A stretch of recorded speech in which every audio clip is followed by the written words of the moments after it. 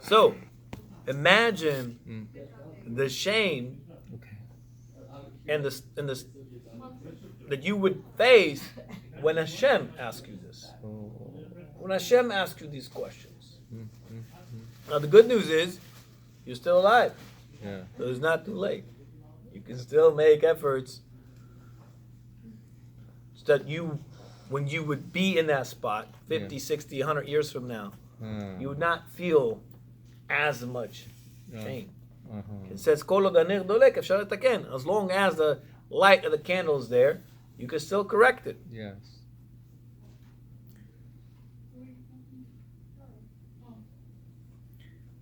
So, and this is something I'm probably saying to myself more than anyone else. Gam la'atid lavo, in the judgment day, this is how a person will be judged. And they would rebuke him based on his own actions. See what Yosef did? He didn't invent anything. What they did, he did it back to them. He showed them word for word what they said.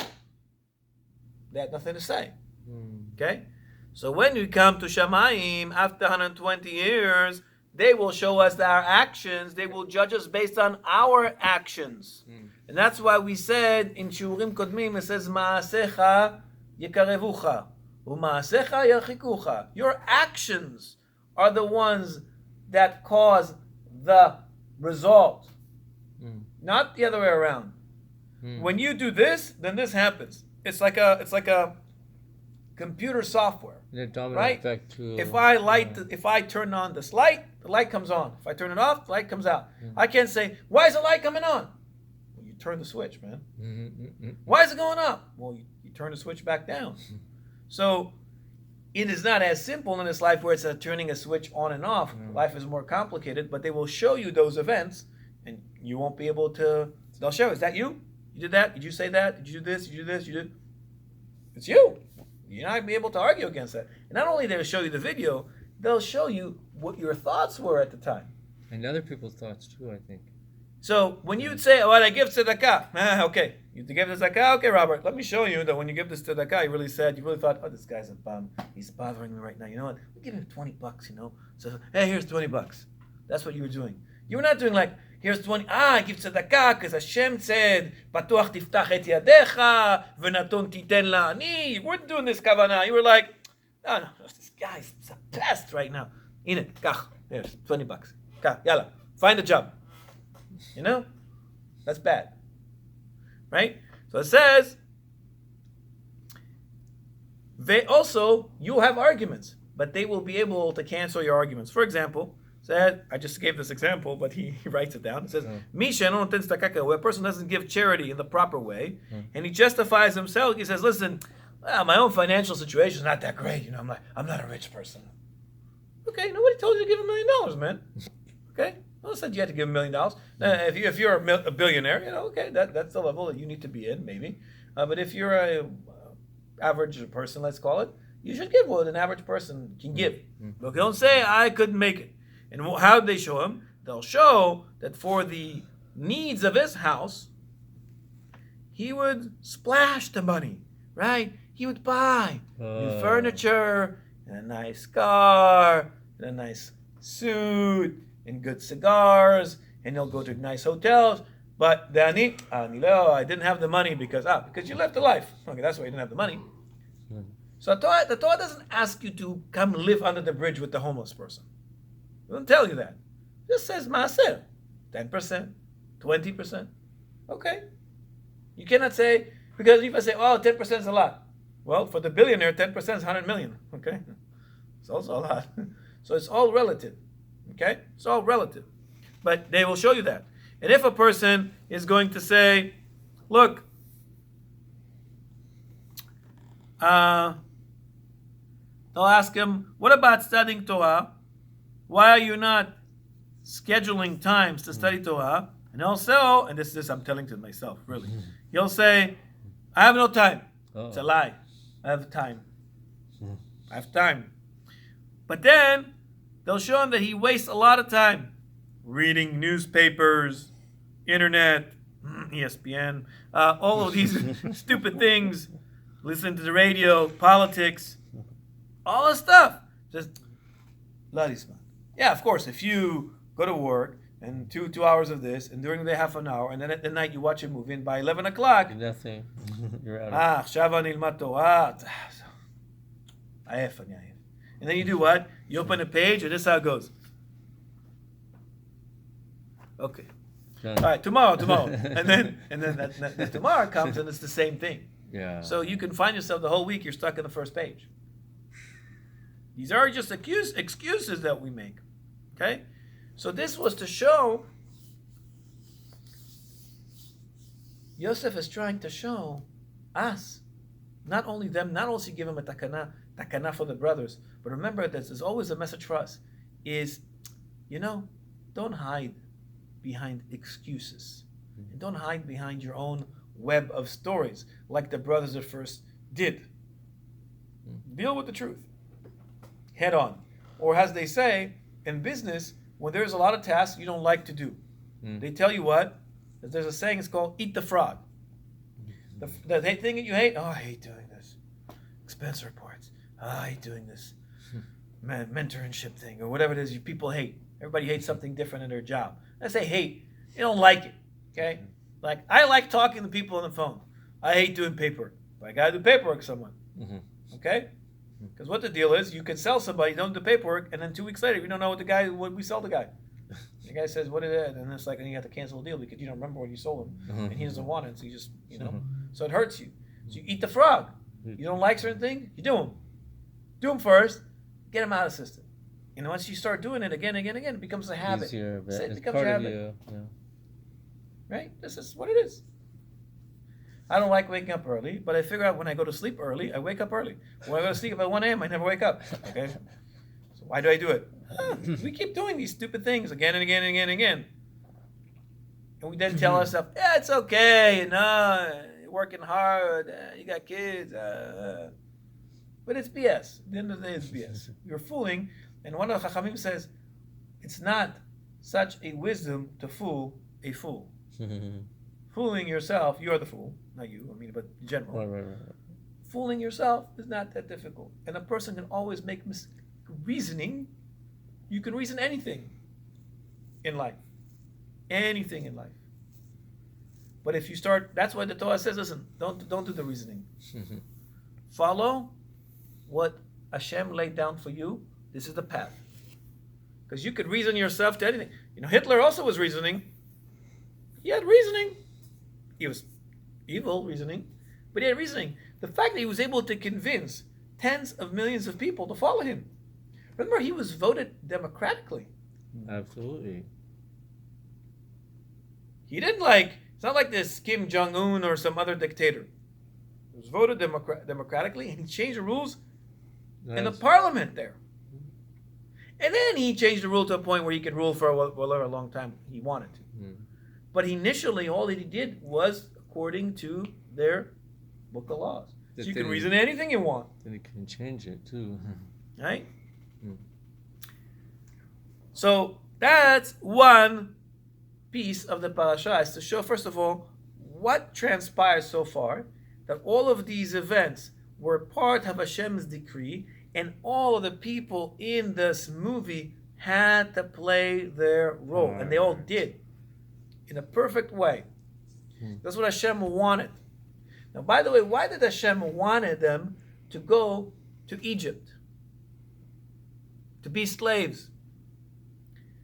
If you'll notice, and I wrote this to someone today, a friend of mine, he asked, this question that he asked, and I'll read it to you, because it relates to this. He asked, this is a question he asked. There was this whole discussion about, I guess, somewhat politics. And one person says that he's afraid that this will get to like a Milchemet Achim or civil war. And I said, no one wants this. But if you look at what happened, the civil war in the U.S. back in 1861, even with all of the loss of life and property, whatever, eventually, did America become a better nation or not? I hope so. Became a better nation, for sure. It started the end of slavery and a lot of other things that happened. So it was a good thing, right? So you'll notice that sometime, and even from halacha, if a vessel is tameh, a vessel from clay is tameh, how do you purify it? Break it. You got to break it. You have to break. How do you pure a human? Break it. Can break it. Why break him? Because What's a we're from human the made dust. of? You made of Made out of clay. clay. Oh dreidel, I made you out of clay, right? Like that song, right? You're made out of clay. And you're gonna So get technically, spin and fall and break. you cannot repent. Technically, you have to be broken. How do we break a person? Trials. Yes, by a person feeling he's nothing. That's what break the ego. Joseph did. Break the ego down. That's what he did. when they got to a point where they were desperate Yeah. and guilty, and they felt that they're nothing, and they're going to be slaves. At that point, they were like a new person. So that Yehuda is no longer there. Levi is no longer that Levi. He's a different person. And you're a different person. You're a different person. Because you broke it. And Hashem says, Lev nishbar venitke, lo tivze Elokim. Hashem says, if you have a broken heart and a humiliated heart, if we can translate literally, Hashem doesn't despise you. Doesn't turn his back on you. There's lev shavur, lev shalem. A broken heart is a complete heart. And that's what Hashem does, if you'll notice that, and that's what I answered him. So look, no one wants, sometimes from travesty and destructions, starts a new beginning in a right way. Because now you're able to build a vessel in the right way. Yeah. Okay? So you shouldn't be afraid if something like that happens. And then they commented, whatever. And then this guy asked this question. He says, I don't see a situation where there is, God forbid, a milchemet achim, civil war, you can call her, brothers going against each other, and something good comes out of it. He says, why did the second temple got destroyed? And here's the answer I gave him. So first I said, listen, I don't want civil war, okay? Then I said, but to your question, because if you look at the destruction of the temple and the galut, the exile, they're a part of one big movement of Geulah, of redemption. If you look at the entire Jewish history and world history, you'll always notice there is a destruction, there's a tragedy, there's a Holocaust of some sort, and after that, what happens? There's a new beginning. That's how Hashem runs his world. Now why? I explained to him, and I'll explain to you guys as well. It's a deep concept. You cannot explain it in a few minutes or even a few hours. You have to learn a lot of different things to understand what it is. But that's just how it is. And I said, look, let me show you a couple of, substantial examples. We had the flood, the Noah and the ark, and the rebuild, and we had what? A better world. Because before that, we had a class about this a few weeks ago, why Hashem had to do that. Second example was the Galut Mitzrayim, Avdut, slavery, etc. And then after that was big redemption, Mount Sinai, Torah, etc. Okay? And we can go on with different examples. And I told them that you need to have patience in emunah, because eventually, we tie it to what we said earlier, everything is letovah. Everything is for good. And here's a hint to that. The word exile in Hebrew is gola or galut. Yeah. We live in the gola. Gola. The redemption in Hebrew is geula. What's the difference between them? One letter. Which letter? The letter Aleph. What does the letter Aleph symbolizes? Hashem. Aleph milshon aluf, a champion. Alufo shel olam, Zakadosh Baruch Hu. Aleph is also the letter of emunah. So Hashem says, listen, here's the hint. You want to get out of the galut, you want to get out of the exile, you know what you need? You need emunah. You need me. What is emunah? You need me. You need Hashem. You bring me into your life. And where's the letter Geulah? It comes right after the Gimel. You bring me, Geulah. You bring me into your life. You bring the emunah. You infuse it into the galut. Then all of a sudden, even though we're in galut, look at this. You have, flags here and this and that. And we have Bet Knesset. And we have something because we bring Hashem into it. But if you don't bring Hashem to it, you're just like the rest of all of these goyim. What's the difference between you? So you're a Jew, so what? Okay, so you're born a Jew. What do you do for it? Oh, you went last night to Sylvester. Happy New Year. Woo! Amazing. Let's get drunk and buy beers for $300 a glass because they can get away with it. Why not? I mean, really? No. If you were a Jew last night, you did what? Studied. Stay home. Watch. Studied. You didn't go out. Watch Even if you just wanted to go out, you don't go out because it's their day.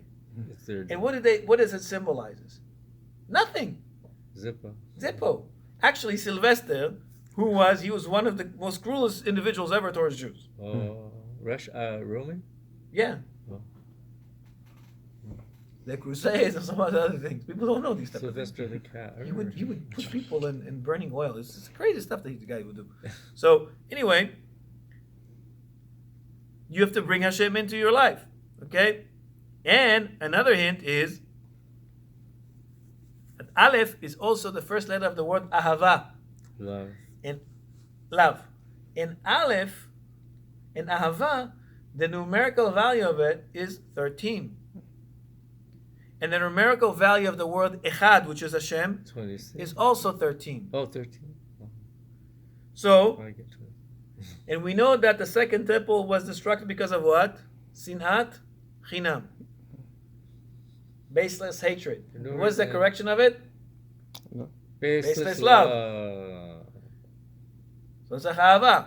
And what Rabbi Akiva says, V'afta le'acha kamocha, the klar gadol b'Torah, and thou shalt love your friend. It's a big principle in the Torah. So you can contradict others and have different opinions with them, but with love. Notice that all the songs in the world, or most of the songs in the world, talk about love. Love songs. Even the Beatles said, all you need is love. Not that kind of love. Okay, not that love just for another male or female, right? Male only if you're a female. Yes, don't. And male, yeah, not male for male. Yeah. So it doesn't like that. Not like our potential new president. So, what you all need is love for what? Ahavat Hashem, Ahavat Israel. If you have Ahavat Hashem, Ahavat Israel, you can go through this. What did Yosef have? Both. What does he tell him? I'm your brother. I was your brother. I'm still your brother. Al tityahu. Don't be afraid. Don't be afraid.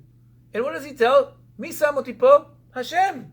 Is he upset with Hashem? Do you see at any point in time throughout this whole ordeal that Yosef complains to Hashem? No. We've seen it with others. Yeah. Even Moshe Rabbeinu says, Lama zeh shelachtani? Lama re'ota lama zeh? Why did you send me? What did you said you're going to benefit the nation, and now they're even in a greater slavery. Right? Yaakov, even at the end, he's fighting with Lavan. Okay, we can understand him. But still, he's complaining. Yosef is not complaining one single time. I would have complained at some point. Right? He does not complain. So that's why I said this parasha, that's why the Torah gives us 3 parashiot. 3 parashiot. Full parashiot with details of what they said and whatever. And we can go in in even greater detail of what was exactly said. But I think the main principle is clear. You have these 2 things, Ahavat Israel and Ahavat Hashem, you're good to go. You're good to go. So if you have Ahavat Hashem, all of a sudden you want to do what? You just want to do more things, more mitzvot, more study, more whatever. Yeah? Okay? Makes sense? So that's what we see in here. Now, we'll try. How long are we on time there? 20 minutes. 19. 19. What was the first one like? 35. Hey. That's good. We're getting better. Not too bad today. Yeah, that's better. Yeah. It's working. It's easier when we don't have questions. Where are those people? I don't know. They're not showing up. But hey, Bezrat Hashem, they will come, and they will come when they show up. and they'll enjoy as well. Yeah.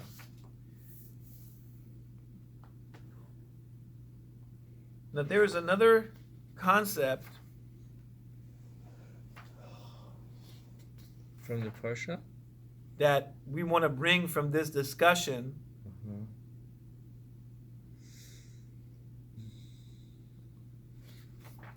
that the brothers that Yosef had with the brothers.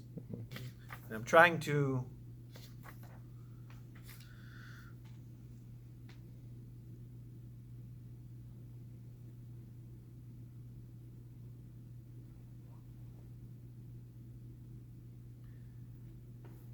bring another concept to understand also why he asked everybody else to leave.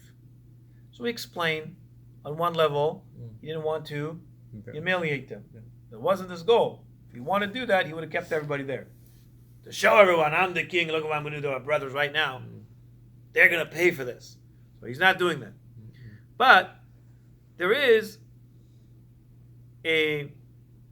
another place, it says in Sefer Divrei Shemuel, that at the time that Yosef exposed himself and the brothers, that's basically, when I mean that exposed, he revealed that he is who he is, right? There was what we call Yechud Elyon Shel Yosef im Achim. They came together.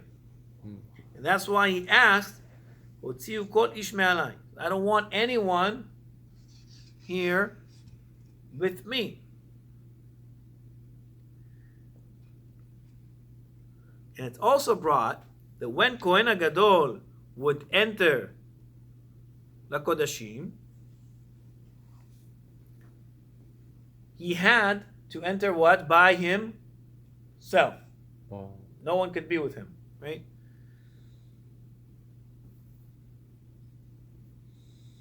And it says, ולא יהיה, וכל אדם לא יהיה באוהל מועד, בבואו לכפר בקודש עד צאתו. Meaning, from the moment that Kohen Gadol enters Kodesh HaKodashim, no one can be with him. And as long as he's there, no one can stay with him. He has to be there by himself.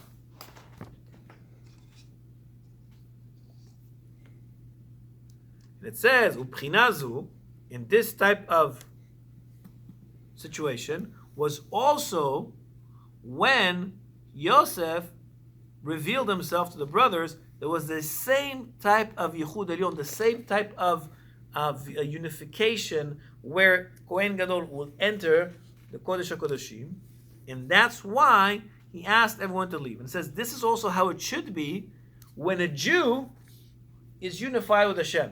When is a Jew unified with Hashem? When? In Tefillat Shmoneh Esrei. Because Tefillat Shmoneh Esrei is where? Is Olam HaAtzilut. We says there are 4 worlds. Asiyah, Bria, Yetzirah, Atzilut. If you look at the Siddur, if we have a Siddur here, we can show that. Let me bring a Siddur and I'll show it to you. That in the Siddur it says, that was me. Ken? Ken Zaba. Okay, so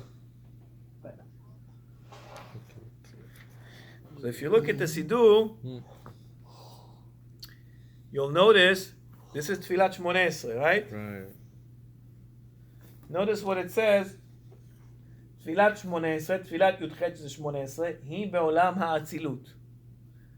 In Atzilut, we'll bring you a little bit into just slightly Kabbalistic idea. In Atzilut, the only thing that is there, or not thing, is Hashem. Even Malachim cannot go in there. Just like when Kohen Gadol enters the Kodesh HaKodashim. You look at the Beit HaMikdash, there was 3 levels, right? There was the Yad, and the Azara, and the this, and at the entrance, we talked about it once, the holiest part is that. It's in the same way like the Olamot are, the 4 levels. So in Atzilut, just like in Kodesh HaKodashim, who can enter there? Only Kohen Gadol, only by himself, and only when he's pure. In Tefillat Shmoneh Esrei, who can enter there? Just you and Hashem, because only there is Hashem. So you are with Yehud with Hashem now, and that's why when you pray Shmoneh Esrei, what did Yosef says? Ve'otziu kol ish me'alai, meaning when you are davening Shmoneh Esrei, you have to have no one with you. When I say no one with you, so what do you mean no one's with me? I'm here with the minyan. Get your other thoughts. All your thoughts out. Not your wife is with you right now, not your daughter, not the IRS, not whatever. You, and only you coming together with Hashem. Like Kaddish Kaddish. Like Kodesh HaKodeshim. Exactly. Don't let anything enter it. Yeah. Because once you let something enter it, what do? Basically, you're defiling it. Yeah, yeah. Now stop. The Tuma. That's why Chazal says a person needs to come to the tefillah when? An hour before. And leave an hour after. Now I know today time is not realistic. But, and again, I'm not a Rav, I'm not a posek, so you should ask a Rav about this. Makes good But I think that sometimes it's better to take a minute or two before the tefillah and concentrate before the Amidah, even if you're a little off on the synchronization with the Sibur. tzibur, because you want to pray with kavanah. Yeah. Now it's very easy when the thought comes into you. If you just stop, then you realize, okay, why is it happening? Right? Now make that thought go away, and then I continue. Don't keep thinking about the car wash while you keep doing 3 or 4 other brachot. Because your brachot is as good as the car wash. That's what it is. Right? Now, I'm not saying it's easy. Okay, guys, I'm not saying it's easy. But that's what basically, it's another hint in here. So the Torah is not, there's the story that we talked about it so far, but there's also now another layer of things that's happening here. And it says, בעת תפילת 18, שזה בחינת ייחוד העליון, right? This is the coming together with Hashem. צריך לקיים אז בנפשו, הוציאו כל איש מעלי. Meaning, to get rid of all thoughts, things, etc. that are coming with you.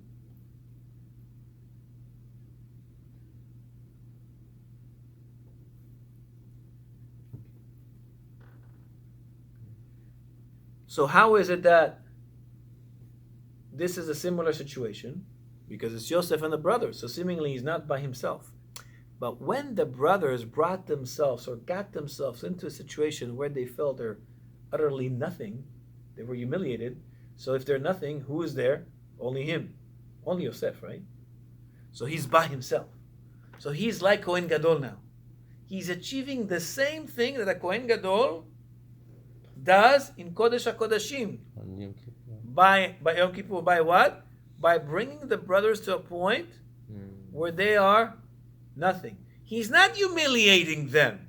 He's helping them do the tikkun, but at the same time, he understands that he's able to reach this high level. So he says, okay, all of the, whatever, what they call them, I don't know, the assistants, the whatever, the soldiers, whatever they are there, get out.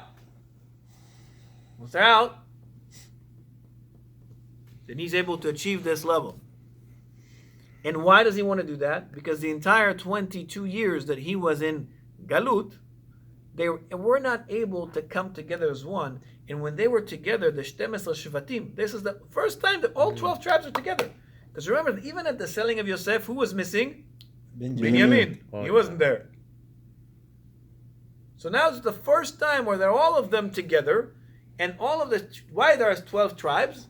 There are 12 tribes because there are 12 combinations of Hashem's name, 12 unique combinations of Hashem names with the Yud Ke Vav Ke. The Yud Ke Vav Ke. You do the math, it has 12 variations. So that's the first time that they can bring them together, but in order for them to reach this elevation level, they need to be as one. So the only way they could be as one is right now they're at odds. They're fighting. He needs to bring them to what? To being nothing. He needs to get all the guards out, and now he's them. He is by himself. He is the tzaddik. Yosef hu ha-tzaddik. Yosef ha-tzaddik. And he's midat yasod. So he's able to achieve that level at this particular time. So it's a huge et ratzon to bring back what was lost for 22 years from the world. You see, you can never know this from just reading the pasuk. You read it as a story. That's why you have to go another layer. So we talked about the first, what is for us, but now we also understand on a deeper level what was actually going on there. And why did he need to do all of that? We're stopping. And why did he need to do that? Because Yosef knew what is to come. He knew about the decree. What was the decree going to be? That there will be slaves. So he needs to create what? The antidote before. If you're going to go to the forest and you know there's going to be a big python there that could bite you, are you going to go without nothing, or are you going to take like the venom or whatever they used before? So if the snake bites you, you have it. Or what we see now, it's winter time, people take the flu shots. Why take the flu shots? So don't get sick with the flu. Mm-hmm. So he's doing exactly that. He's creating the antidote because he knows what's going to come. So he needs to create this particular type of kedusha so they can fight the Tumat Mitzrayim. That we know Mitzrayim was Ervat Haaretz. It's like Vegas. Hold on, pick on Vegas. I was there too, but you know what I'm talking about. What it symbolizes. What were they doing in Mitzrayim? All the promiscuities and whatever. That's why when it was Makat Bechorot, it says it wasn't a house that no one died in there. And sometimes multiple kids died. So that's the question, wait a minute, Hashem says only the Bechor, only the first child would die. Chachamim explain. First child from the mother, first child from the father. From which father was it the first child? So that woman, she would have relations with many men. But back then you didn't know how to test if the kid is yours or not. Unless you know, you're white and the kid comes Asian. Okay, it's not my kid. Okay. I mean, that's too big of a miracle at that point, right? I mean, so they wouldn't know. So that's what was going on there. And he knew that if, just like him, if he had fallen with Eshet Potiphar, would have been Am Israel. That's it, it's done, right there. So he knew that, yes, he did something amazing, that he gave a lot of power to the generations to come, but he still needed to do more than that. That's why he was trying to create this type of yichud with the brothers. And why is that? Because when he mevatel et hayesh, you cancel the material, and then when you cancel that,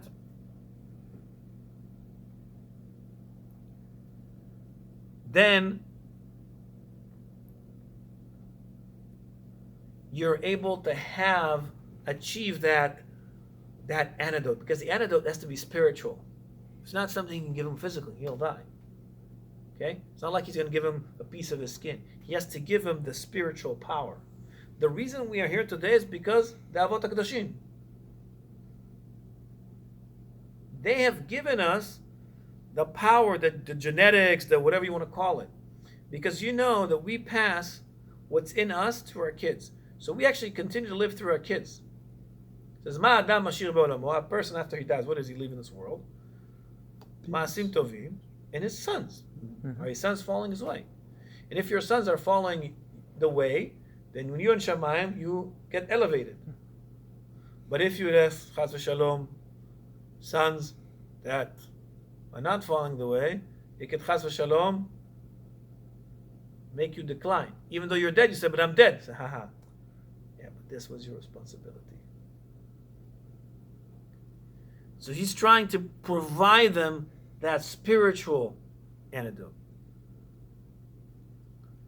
And that's why he needed to break them down, the brothers. He had to break them down so they would become nothing. And only when they're nothing, they could unify with him. Because if they're something, they're not one. 1 plus 1 is 2. 1 plus 0 is 1. If they're 1, or half, or a quarter, or an eighth, or whatever they are still at, are they 1? No. When are they going to be 1? Only if one of them is 0. Or half. It'd be half and half. But he knew that's not going to happen. So he knew he was the 1, right? And he needs to bring them to 0. But again, not humiliating them. So it's a. If you don't know this, you think he's humiliating them, but he's not humiliating them. He needs them to be nothing.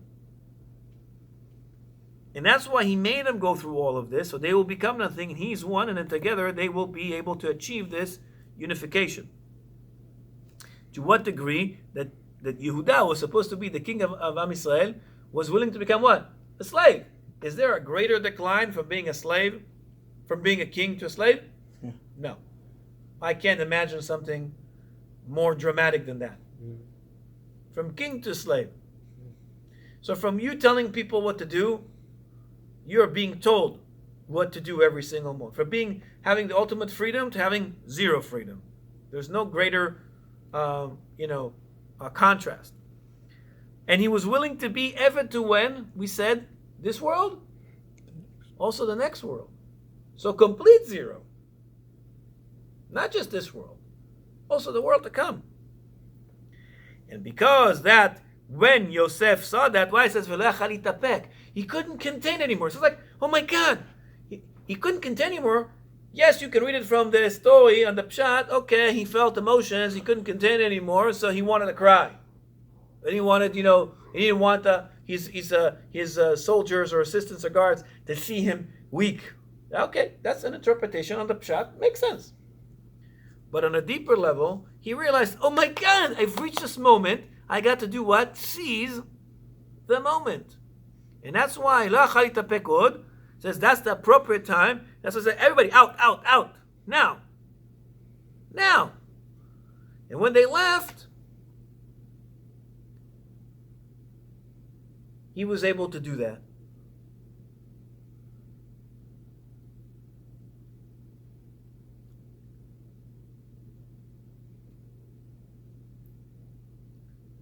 And we explained that when he does that, he approaches them and says, Ani Yosef achichem. Why? Hashem achartem oti mitzrayim.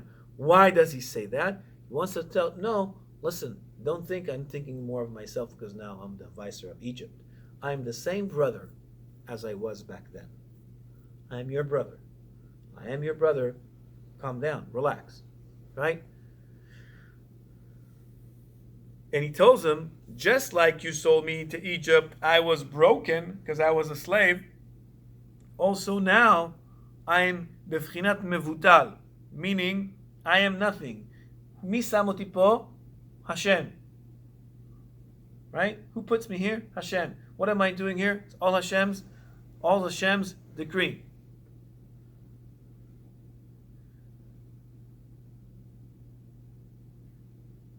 And we go back to what Yehuda said before that.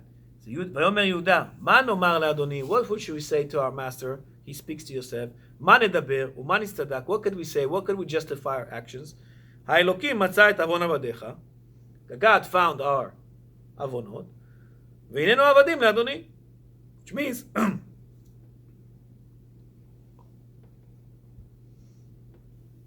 that when a Jew feels to a degree that he has no excuses to make, then he is at a point where he's canceling himself, and therefore his avonot are also canceled in a way, because he has canceled himself. He has broken himself. He has broken himself, and he's no longer that person. So this is the advice to a Jew. Rather than looking for excuses and reasoning, like we said, why you don't give charity, why you don't study, don't do any of that. Just cancel yourself. Just say, you know what? I have no excuse. I have no excuse. Don't hide behind the BS. Be real. Right? Titen emet leYaakov.